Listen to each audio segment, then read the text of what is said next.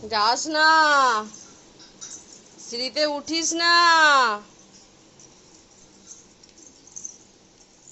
ননি বারণ করেছি।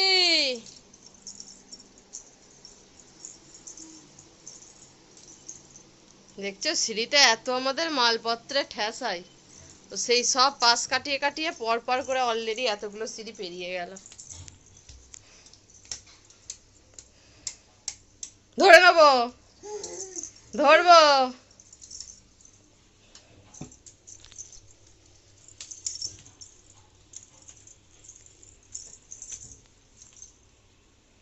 আবার দেখছে আছে নাকি কেউ।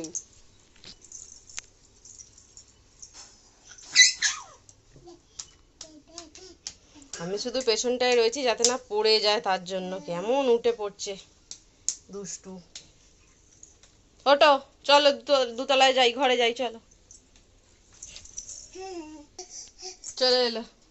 এই এতগুলো পেরিয়ে এইখানটা উঠতে পারে না, আমি তুলে দিয়েছি। আয়, আবার চললো।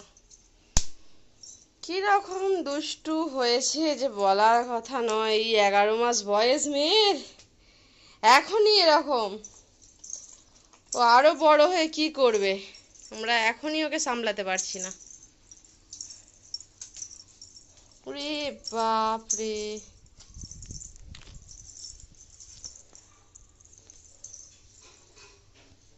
চলে এলি 2 মিনিটে, 2 মিনিটও তোর লাগে না, তুই 1.5 মিনিটে শোনা নিচে থেকে চলে এলি। চলো ঘরে, চলো দেখি কে আছে ঘরে। কে আছে ঘরে জিজ্ঞাসা কর। দরজা ধাক্কা দে, বল কে কে কে। চল ঘর খুলে দিয়ে আস্তে আস্তে, আস্তে আস্তে পড়ে যাবে।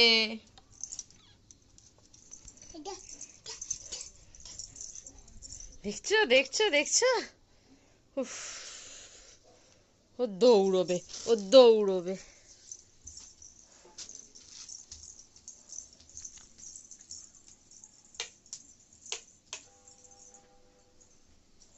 কোথায় রে?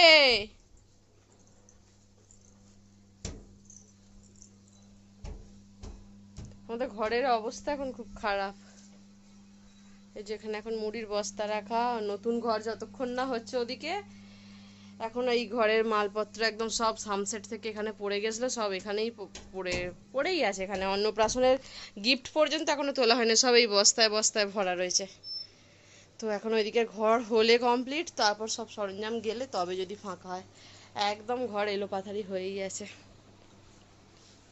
সোনাই, সোনা জানলায় আসবে, চলো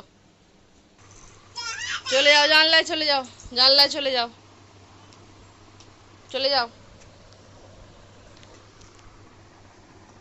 জানালায় চলে যাও।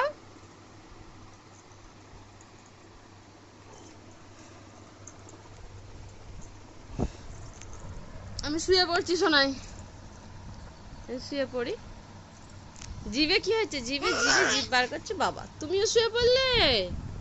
ও বাবা, আমার সোনাই শুয়ে পড়েছে। কই দাদা কই? দাদা কই মা? এটা ব্যাগ, ব্যাগ বলো, ব্যাগ। ওটা ব্যাগ বলো, ব্যাগ। জিভটা ঢোকাও, জিভ আজকে পরিষ্কার করে দেবো। কোথায় যাচ্ছ কাঁধে করে ব্যাগ নিয়ে? মাসি বাড়ি? হ্যাঁ, দিদা যাবে? দিদা নিয়ে যাবে না তোমায়, তুমি ছোট তো,